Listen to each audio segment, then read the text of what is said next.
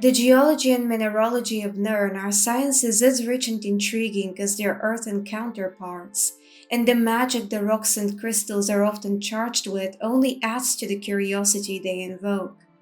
From Welkynd and Varla Stones to the magna geodes and sky shards that are believed to fall from the heavens to Nirn, one has much to study. But few crystals are as difficult to explain as Aetherium. It is as rare as it is enigmatic, as magically powerful as it is hard to manipulate, and as likely to be an ethereal fragment as the previously mentioned crystal and stone formations are, and not only because of its name. Ful vos muni nevna antid, arcomako kelsesithe. Drem Yol Lok, Zuris Valbo, and welcome to my home leaf rest in Riverwood, Skyrim. Today we return to my biggest study that we opted to use as we delved into all visible spirits of the departed in the land of the Nords, for we shall reference quite a few books, and it is neater to take each from its shelf when we have need of it. The investigation we will conduct is on the mysterious blue crystal Aetherium, on what little is known of its properties and history, its likely origins and possible connections to other similar yet unique in their own way minerals on Nirn. We shall speak of its certain relation to the realm of the Aedra and the stars, and its unstudied but plausible link to tonal architecture. Is Aetherium closely tied to Magnus, the god of magic, or even one of two of his 9 daughters, and namely Londa-Vera or Meritnunda, better known to us as Meridia? Could it be a fragment of Lorkhan, or more appropriately for Skyrim, Shor, similarly to Ebony and the sky shards that are believed to be tied to him? Or is it even connected to Akatosh and his children, or to none of them at all? Without further ado, let us focus on the inked pages of my journal where I have documented my research. Let us begin. Mora nau minda. Mukin votlovokulli pirakte. Much like everything established concerning Aetherium, the information at our disposal is scarce. It is an extremely rare, luminescent crystal with powerful arcane energies that is found deep underground. In spite of this, it cannot be used in neither conventional alchemy nor enchanting due to the instability of its magical aura. One of the only known races to have been able to successfully manipulate Aetherium is that of its finders, the Dwemer, and we shall go over this in more detail once we discuss the brief history of the crystal. I digress. The Deep Elves crafted various odd Votvalbi Yostra, combining it with materials such as their own metal, ebony, malachite, and even sapphire. While we can unfortunately not get our hands on an Aetherium-infused object crafted by the Dwemer themselves, we are capable of creating our own, using their Aetherium forge under the watchful and incorporeal gaze of Catria at the end of the quest Lost to the Ages. The enchantments of the staff, crown, or shield we can make using the recently restored Aetherium crest are all one of a kind and, in the case of the staff, not always very stable. The scepter allows its wielder to call forth Dwemeria automatons and, more specifically, various spiders and spheres, but it can malfunction and result in the summoning of scraps of deep elven metal instead, ones that can, curiously enough, be looted. This is a good example of Aetherium's volatility. The shield possesses a very interesting effect that reminds one of the Become Ethereal shout, except it affects ones bashed by it as opposed to its user. Nust meis faiman ar knisida ar kosida han faosostid. And the ethereal crown allows one to harness the blessings of 2 standing stones instead of only 1, whispering of the crystal's connection to the stars. The enchantments of the last 2 artifacts will be touched on again in due time. I also wish to note the unique and rather celestial sounds both the shield and the staff emit once we equip and unequip them, furthering Aetherium's relation to powerful magics not of Nirn.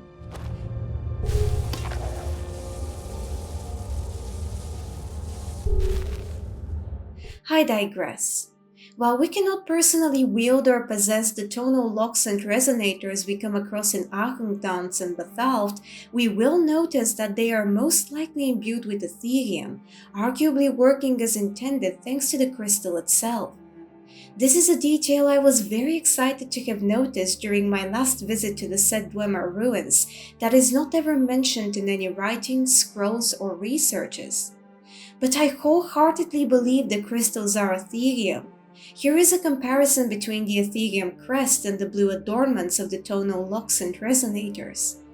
This makes a connection to tonal architecture, the ability to manipulate sound to reshape reality for which the Deep Elves were renowned, extremely plausible, and we shall once more speak of it at a later time. A detail I noticed are the conspicuous blue stones that Dwemer convectors, devices that were used to charge soul gems, are always imbued with. Judging by their appearance, it is possible they are also Aetherium. However, they lack the arcane waves and luminescence of the Aetherium crest and artifacts, which somewhat weakens this speculation. Another odd this likely Aetherial fragment was used for by the Dwemer was to strengthen, or rather to enchant their automatods by imbuing it in the machines' bodies. Although we do not come across such an homunculi during our travels in Skyrim.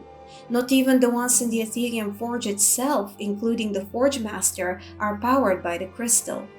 In fact, I do find it somewhat strange that, in spite of it playing an enormous role in the lives do Kaizali Dilfahlille, we cannot uncover any objects in automatons permeated with Aetherium, aside from possibly the tonal locks.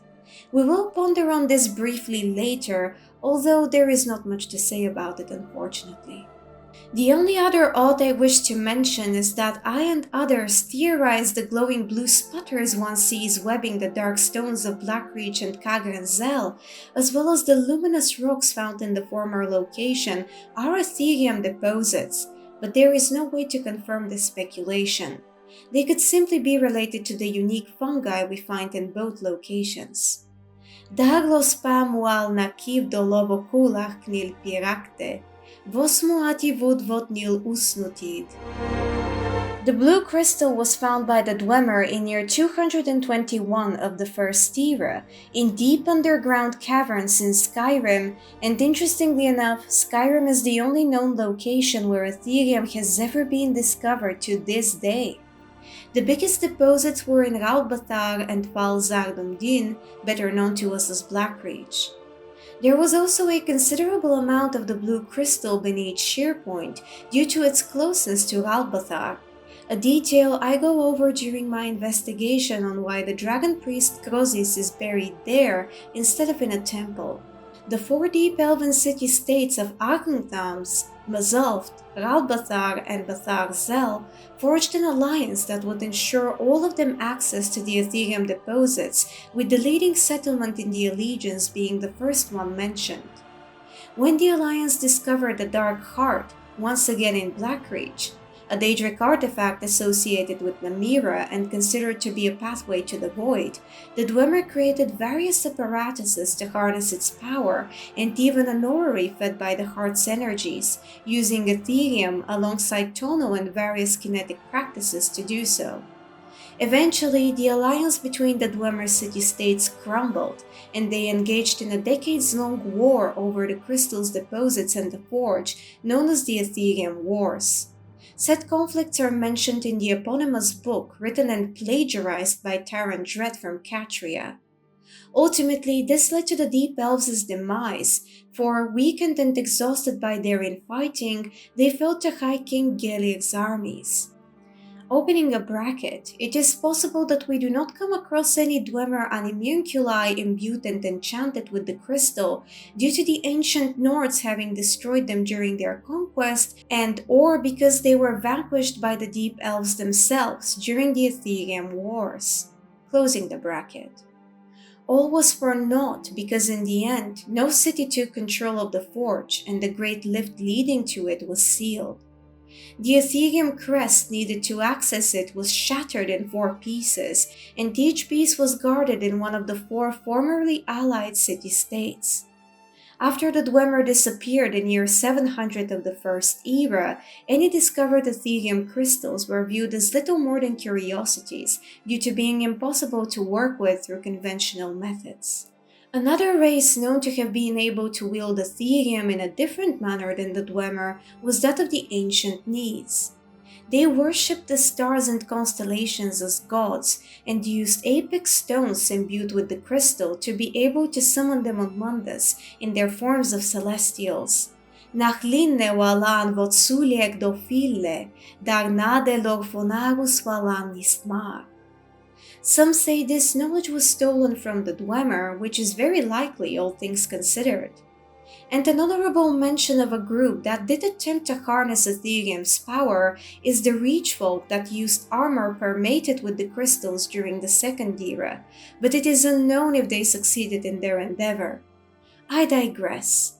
The Need's usage d'Ofalbi Yostra is proof of its undeniable connection to Aetherius and the stars.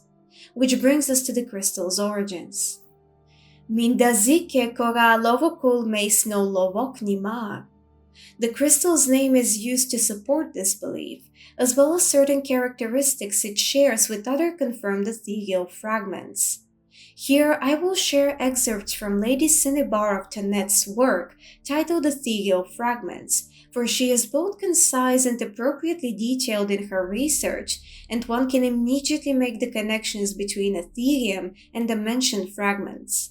I quote, "Surely you have seen a shooting star. This occurs when a piece of Aetherius, spirit plane and source of magic, becomes dislodged and falls to Nirn.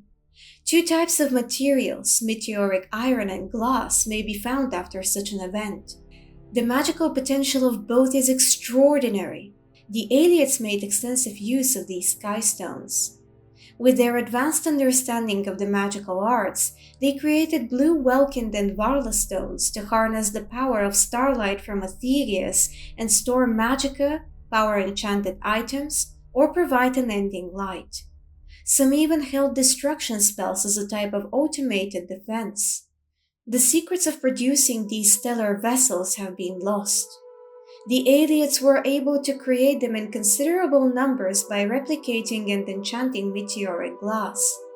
Attempts to synthesize new Welkynd or Varla stones, or even to reproduce uncharged meteoric glass, have failed. Frequently, the original stones crumble to useless dust upon experimentation, further frustrating research and necessitating dangerous expeditions into Aelid ruins. The modern Malondo and Kulanda stones, golden in color, are similar to blue Aelid fragments. A product or discovery of the High Elves, they are most frequently found in the Somerset Isles. Malonda stones, which can be recharged, can be tapped by spellcasters as a source of magica replenishment or to restore a charge or charges to enchanted items. Kulanda stones provide a bright golden light. They can trigger magical effects or store magica, but are always destroyed upon use or depletion. Sky prisms, another type of ethereal fragment, can be seen splitting into shards as they fall to Nirn during specific lunar alignments. When three shards meet, they reform into a silvery prism by some unknown process and confer the power unlocked by the merger to a nearby being. Like other sky stones, they are relatively rare, and it is difficult to obtain specimens for investigation. Though they originate in the heavens, they are often found underground, brought there by denizens of the depths who find their light-emitting properties useful. As it becomes clear, thanks to Lady Cinnabar of Thanet's writing, what all ethereal fragments have in common is the following.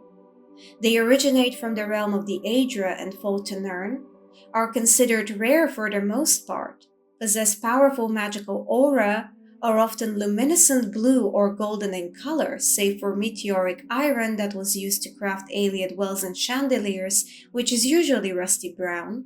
The ways to manipulate certain fragments, such as the meteoric glass that is made into Welkynd and Varla stones, have been lost to time, making them difficult if not impossible to work with, and they often have some form of connection to the stars and the moons. All of these characteristics fit what we know of Aetherium like a glove, and I believe it is safe to say that the blue crystal in question is indeed an Aetherial fragment. However, unlike the rest of them, it is only found deep underground in Skyrim and Skyrim only. Typically, these pieces of the realm of the Aedra are uncovered outdoors. The only other fragment that can be found beneath the earth is the Sky Shard, but even it is normally uncovered beneath open skies, and according to Lady Cinnabar, was often brought underground by cavern dwellers to use as a light source. Furthermore, while certain pieces of Aetherius are more common to specific regions, such as Cyrodiil and the Somerset Isles, only Aetherium is solely bound to Skyrim. Virmeis. No darmu los dunakan lovoculi groza kose, bosmu ofun drendire doni. Before we start with the theories, I wish to very briefly state that, due to having all but confirmed Aetherium is an Aetherial fragment, hence originating in the realm of the Aedra, I shall not cover a possible connection between it and the well-known Aedric princess, with the exception of Meridia. Some do relate the stars to the Daedra, while others, such as the legendary Slowed necromancer Nagasta, claim that the Daedra were born before the stars were. Besides, I did look into the various princes, including Azura, who appears as a plausible deity for the crystal to be connected to at first sight, but ultimately there is no evidence of her or any of the other princes being connected to it. I even researched the enigmatic deep ones found in Hagdort's underground caverns, likely related to the unknown entity the Deep Druids, who are just as obscure and believed to be a myth by many, worshipped, but could once more find no strong connection between Aetherium and them either. Now that we got this out of the way, let us proceed with the first speculation. Aetherium has a powerful connection to Magnus, the god of magic, the architect of Mundus who abstained, and is often believed to be magic itself on Nirn. It is said that the sun formed after he returned to Aetherius, but more importantly to our current investigation, some claim that the stars are fragments of the god of magic. As established, Aetherium has a one-of-a-kind and immensely powerful magical aura. We can even go as far as to compare the luminescent color of the blue of Magnus' staff and even his eye, even if the hues are different. And speaking of the eye, it was found deep underground in Skyrim, and more specifically beneath Sarthal, and is one of the possible reasons for the ancient snow elves to have initiated the bloody massacre that was the Night of Tears. Just like Aetherium that lies Kokaizali Zugdi Legule and was fought over for decades by the Dwemer. If we consider the powerful connection the Magna Ge, Magnus' daughters, have to the stars, then Aetherium can be related to them instead. Out of all 9 of them, the ones that can be connected to the blue crystal are Londa-Vera and the Daedric prince Meridia. The former is a lesser-known Magna Ge, also referred to as the Green Star. According to the heavily faded work The 9 Coruscations by Star Queen Voralius, when Magnus drew up his plans, he sought to create a perfect being, born of light within love. He drew upon all of the beauty of Nur, the eyes of Azura, the smile of Mara, the body of Debella, the wings of Kinneret, the will of Boethia, the mystery of Vernina, the wisdom of Mephala, the determination of Namira, and from fated forge Londa-Vera emerged with a cry that echoed endless ages. So divergent was her birth that she never truly formed, but the aspects of her being scattered across the orbis and broke upon. She is everywhere and nowhere, the feminine power of magic that allowed the Mundus to exist despite the impossibility of it all. Londa-Vera, as mentioned in the 9 Coruscations, represents the feminine power of magic and is supposedly crucial to the existence of the realm of Mundus as a whole. Furthermore, she is associated with the element of earth, deep underneath which Aetherium is uncovered. The most fascinating element of this obscured orbic being's creation, nonetheless, is the fact that she, and I quote, scattered across the orbis, and it makes me wonder if the half-faded continuation of the sentence was meant to be, and broke upon Mundus/Nirn. While there is not much information on Londa-Vera, if we take everything into consideration, we may theorize that Aetherium crystals are the parts of her that scattered on Mundus and somehow materialized, as powerful and as charged with magic as the rest of her. Her sister Meridnunda or Meridia is another being possibly related to Aetherium.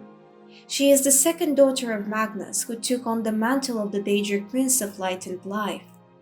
Meridnunda is often related to magma geodes, which are, as we learned earlier, a golden-colored form of ethereal fragments, as well as the lights of Meridia, various crystalline artifacts including blue ones charged with her power. Her followers also often carry different crystals into battle because of how they are affected by vibration and especially light, her sphere of governance, and they believe she could bless them directly through said crystals, making their movements during combat more efficient. As a daughter of Magnus, her magic is strong, further connecting her to Aetherium's properties, and she does have presence in Skyrim through her statue and temple on Mount Kilcreath. The weakness to Meridia being connected to Aetherium is that none of her devotees seek it out and utilize it in some way, and neither are her artifacts imbued with it as far as scholars, mages, and historians are concerned. Furthermore, there are no deposits of the crystal beneath Mount Kilcreath. It is also worth to note that Daedra's involvement in Mundus is not half as subtle and often enigmatic as that of the Aedra. I believe that if Aetherium was strongly connected to Meridia, we would have known.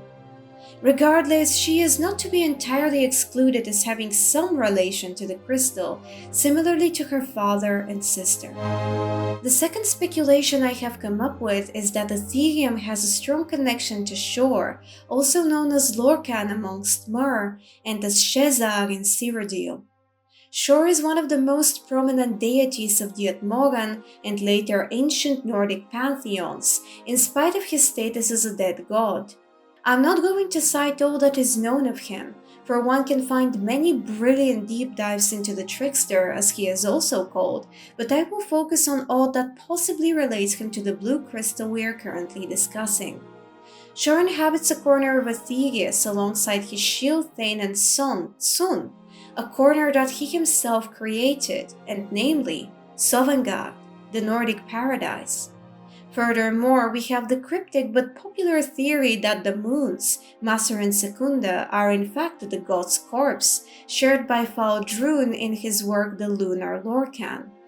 Koskilando Darmeis, the legend that the Dwemeri chief tonal architect Kagrenak crafted the dagger keening needed to manipulate the heart of Lorkhan of the sound of the shadow of the moons, as is said in the Doom Drum, a part of the secret songs of Wolfheart Ashking, featured in 5 songs of King Wolfheart.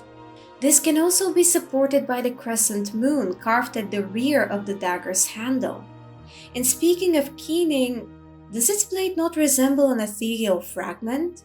Nus mumindok nidokinzon, iraid nol fosmunal kun zaganak nil gelahus, pamovis drelos verdrendir. Having said that, however, its physical appearance and powerful enchantment make me believe Keening's crystalline blue blade is in fact an ethereal fragment, likely a sky shard. Sky shards that, as mentioned before, are pieces of a sky prism, alongside ebony, are materials associated with Lorkhan, with the latter believed to be his blood, and the former is related to him due to only falling to Nirn during specific lunar alignments, taking us back to the theory that Maser and Secunda are his corpse. It is blue in color, as is common for meteoric glass, further supporting this claim. But what if we go even further and assume Keening's blade is in fact made of Aetherium instead? At the time Kagrenak crafted the tools he needed to manipulate the heart of Lorkhan, the blue crystal we are diving into today was already discovered and utilized by the Dwemer, and its connection to the heart would confirm Aetherium's relation to Shor/Lorkhan. If we plunge even further into the rabbit hole we are currently falling through, we can theorize that Aetherium is more so connected to the god's Nordic aspect, hence why it is only uncovered in Skyrim and why it ultimately led to the demise of the Deep Elves. What if it was Shor's influence that caused for greed to stir in the dwarfs' hearts, and subsequently became the reason for the Aetherium Wars that weakened this race of Mer significantly? And because of this decades-long conflict, they fell to none other than the High Kings, the ancient Nord Gelir's armies. And if Keening's blade is indeed Aetherium, then it was this very crystal that was the catalyst for the entire race's disappearance after Kagrenak struck the heart with the dagger. We have already confirmed its magics were highly volatile, and no matter how proficient the Deep Elves became in utilizing Aetherium, crafting artifacts with it is one thing, using it to manipulate the heart of a god is another entirely. A weakness to Keening's blade being made of the blue crystal we are currently discussing is that its color and texture is noticeably different to that of all other pieces of Aetherium we uncover and later imbue in an artifact of our choice.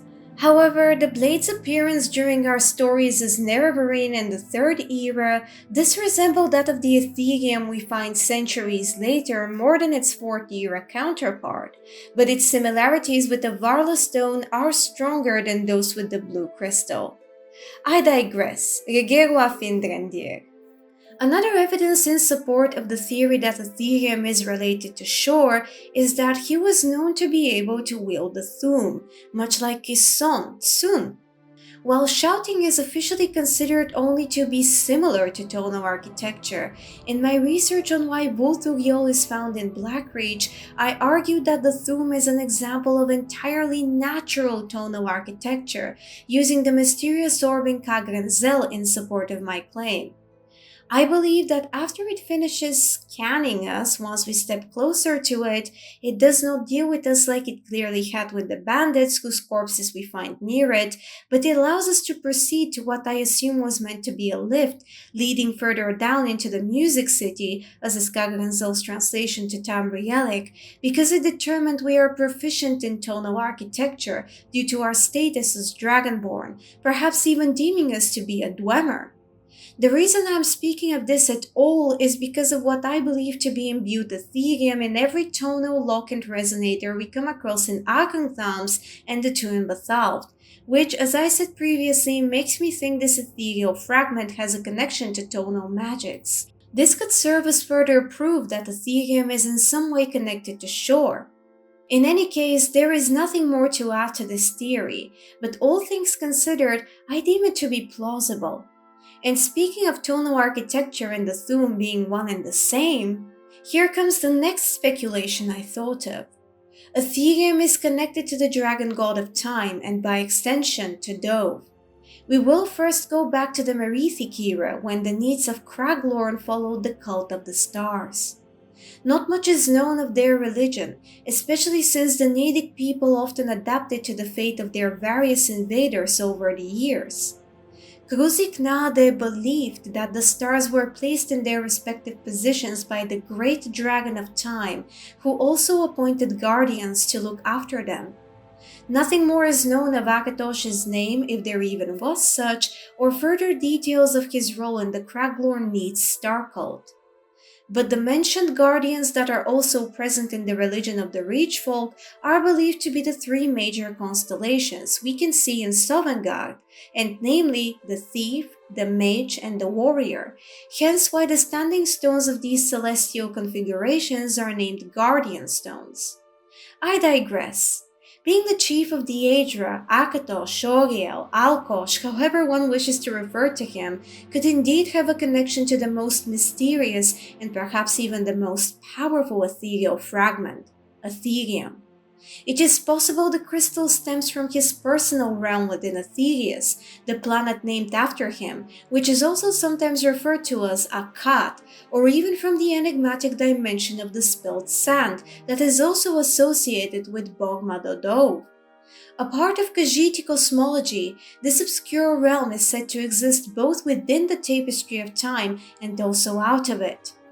Furthermore, Aetherium is only found in Skyrim, where the dragon cult and Akka's firstborn himself, Alduin, ruled throughout the Merithic era. Nothing excludes Aetherium being present in the continent of Atmora before and after its human population emigrated from it. In relation to that, I did research Stalgrim, the enchanted eyes the ancient Nords used to preserve their dead and to craft impregnable armor in hopes of being able to find the connection between it and Aetherium, but the investigation proved futile. Stalgrim is not considered to be an ethereal fragment and can only be uncovered on the Isle of Solstheim. The one possible connection between the two we may consider in relation to our current theory is that it could have been the dragons that taught the Nords of old how to wield the now lost to time magics that created the enchanted eyes, just as they could be closely in tune with Aetherium itself. As mentioned previously, all tonal locks and resonators we find Kokaizali Dilfahlil Gralle are more than likely imbued with Aetherium crests, identical to the one used as a key to Bathalft in the Aetherium Forge. I shared earlier that I believe tonal architecture originally stems from the Thu'um itself, instead of only being comparable to it, and used Kagranzel's orb scanning us to support my claim. No matter what other deities such as Shor and Sun are capable of wielding the voice, this powerful form of magic is inborn to Dovahe and originates from their father, Akatosh. Here we will briefly return to my investigation on why Vulthuriol is in Blackreach and shortly repeat the personal speculation I talk about in detail during the named research. Darfal kruzig dova min dan dilfahli lechonat muluv kominwal. The Dragon Elder Scroll found in the Tower of Mazak can serve as another clue. In my Vulthuriol investigation, I also propose that Deep Elves could have learned this craft from it, and that the dragon had perhaps even provided it for them in some way, if the Elder Scrolls are indeed Aedric artifacts, as scholars claim. And if Aetherium was crucial in order for these tonal locks and resonators to work as intended, then we can connect the dots and assume this specific ethereal fragment has a powerful connection to Akatosh and by extension his lesser Aedric children. Here we return to the ethereal shield and its unique effect, which is strongly reminiscent of the Become Ethereal shout, except it is directed at one's opponents as opposed to its user. And if we take the Nedic belief that it was Akka who set the stars in their respective courses, then we could even use the ethereal crown, which allows one to harness the blessings of two standing stones as further evidence to support our claim. Shor/Lorkhan is already associated with ebony and sky prisms/sky shards, so it is logical for Aetherium to be connected to another Aedric being. Akka is the strongest candidate aside from the trickster god, especially considering Aetherium's excessively powerful magical aura that is known for its volatility, and the crystal being impossible to manipulate through conventional methods in general.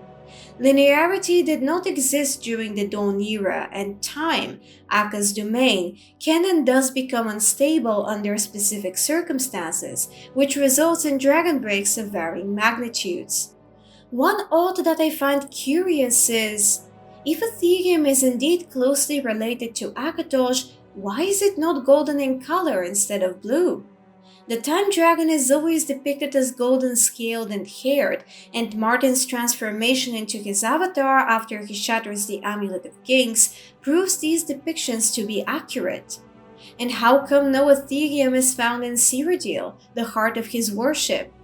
While the first weakness cannot be refuted with a compelling argument, the second may be in that, despite Akka being especially revered in Cyrodiil after Alessia became the first empress, the rest of the divines are just as respected. While in Skyrim, the dragon cult was the most influential power body for nearly the entirety of the Merithic era. However, I have no explanation as to why no high-ranking members of the cult possess artifacts and armor permeated with the crystal, nor why none of the dragons we can have productive conversations with ever remotely allude to the existence of Aetherium, let alone to harnessing its magical properties or possessing it. Another weakness is that the tonal locks and resonators do not react to shouts. This could also put the theme and tonal architecture being one and the same into question. I suppose we can argue that the Dwemer's own interpretation is different to Dove's innate ability in it. Therefore, the theme not affecting tonal locks represents the discrepancy between deep elven tonal magics and their original source. Or even that dwarves took measures to ensure their resonators and locks would be unaffected by shouting, especially considering that Norse became capable of wielding the Thum thanks to Pagthugnax, other rebellious dragons, and Kine, in order to ensure their human enemies would not be able to break through and or utilize their locks. I digress. There are question marks in this theory I'm afraid I cannot transform into full stops, but in spite of the stated weaknesses, I believe it still holds merit. And the final, very short speculation I have come up with is that Aetherium is not related to any Aedra or Aedric being in particular, but to the realm of Aetherius itself. In his book, Magic from the Sky, Iglav Jarl states that the stars are links to the plane of Aetherius, the source of all magical power, and therefore light from the stars is the most potent and exalted of all magical powers. The fact that the crystal's very name is more than likely a reference to Aetherius itself and not an umbrella term such as meteoric glass or iron, or more specific like sky shard and magna geode, supports this claim, which would mean that Aetherium stems from all over Aetherius, representing the most powerful fragments of this realm, and this would also explain its rarity. There is not really much else to say about this, therefore, today's research has come to an end. Aetherium is one of the numerous mysteries we are confronted with in the world of Nirn, one that is not often discussed, and understandably so, given there is so little information to grasp at regarding it. It was a most pleasurable challenge and honor to put this research on the enigmatic blue crystal together, to dive deeply into the complex and at times perplexing cosmology and theology of the Elder Scrolls, and share my personal speculations on the topic. And this brings me to the question: which theories and observations do you find to be the most plausible? Or perhaps you have your own to share. If you do, please do not hesitate to tell me. I always adore exchanging thoughts and knowledge with you, Difadonne. Hakun Slat Kogan, thank you all for your support as always. I look forward to spending time with you again, but until then, Lok Thum. Kori nei falgoltak fille, nus los gevothan olpa, a kolos lot minda a klu Difadonne.